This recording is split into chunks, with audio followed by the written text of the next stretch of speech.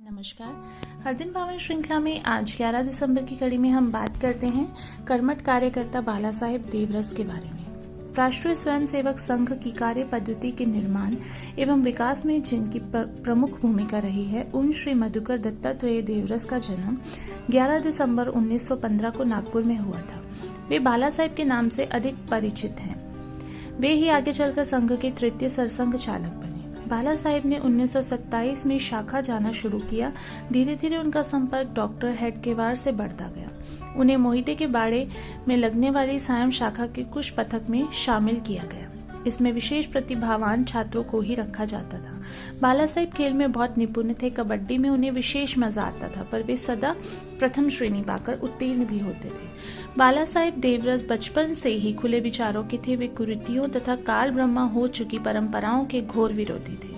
उनके घर पर उनके सभी जातियों के मित्र आते थे, पर वे सब एक साथ खाते पीते थे। प्रारंभ में उनकी माताजी ने इस पर आपत्ति की, पर बाला साहेब के आग्रह पर वे मान गई। कानून की पढ़ाई पूरी कर उन्होंने नागपुर के अनाथ विद्यार्थी वसति गृह में 2 वर्ष अध्यापन किया। इन दिनों वे नागपुर के नगर कार्यवाह रहे। 1939 में वे प्रचारक बने तो उन्हें कोलकाता भेजा गया, पर 1940 में डॉक्टर हेडगेवार के देहांत के बाद उन्हें वापस नागपुर बुला लिया गया। अगर आपने हमारे चैनल को अभी तक सब्सक्राइब नहीं किया है तो कृपया इसे सब्सक्राइब अवश्य करें, जिससे कि आपको प्रतिदिन हर दिन पावन श्रृंखला की जानकारी प्राप्त हो सके। 1948 में जब गांधी हत्या का झूठा आरोप लगाकर संघ पर प्रतिबंध लगाया गया, तो उसके विरुद्ध सत्याग्रह के संचालक तथा फिर समाज के अनेक प्रतिष्ठित लोगों से संपर्क कर उनके माध्यम से प्रतिबंध निरस्त कराने में बाला साहेब की प्रमुख भूमिका रही। 1940 के बाद लगभग 30-32 साल तक उनकी गतिविधियों का केंद्र मुख्यतः नागपुर ही रहा। इस दौरान उन्होंने नागपुर के काम को आदर्श रूप से में खड़ा किया। देश भर के संघ शिक्षा वर्गों में नागपुर से शिक्षक जाते थे। नागपुर से निकले प्रचारकों ने देश के हर प्रांत में जाकर संघ कार्य खड़ा किया। 1965 में वे सरकार्यवाह बने। शाखा पर होने वाले गणगीत, प्रश्नोत्तर आदि उन्होंने ही शुरू कराए। संघ के कार्यक्रमों में डॉक्टर हेडगेवार तथा श्री गुरुजी के चित्र लगते हैं। बाला साहेब के सरसंघ चालक बनने पर कुछ लोग उनका चित्र भी लगाने लगे, पर उन्होंने इसे रोक दिया। यह उनकी प्रसिद्धि से दूर रहने की वृत्ति का ज्वलंत उदाहरण है। 1973 में श्री गुरुजी के देहांत के बाद वे सरसंघ चालक बने। 1975 में संघ पर लगे प्रतिबंध का सामना उन्होंने धैर्य से किया।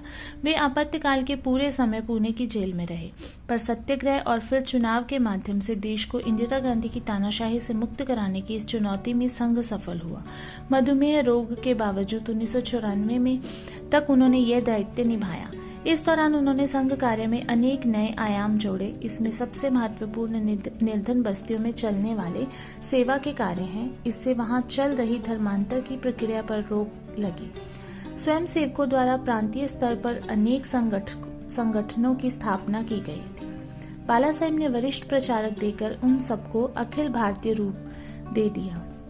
मीनाक्षीपुरम कांड के बाद एकात्मता यात्रा तथा फिर श्री राम मंदिर आंदोलन के दौरान हिंदू शक्ति का जो भव्य रूप प्रकट हुआ, उसमें इन सब संगठनों के काम और प्रभाव की व्यापक भूमिका है। जब उनका शरीर प्रवास योग्य नहीं रहा, तो उन्होंने प्रमुख कार्यकर्ताओं से परामर्श कर यह दायित्व रज्जू भैया को सौंप दिया।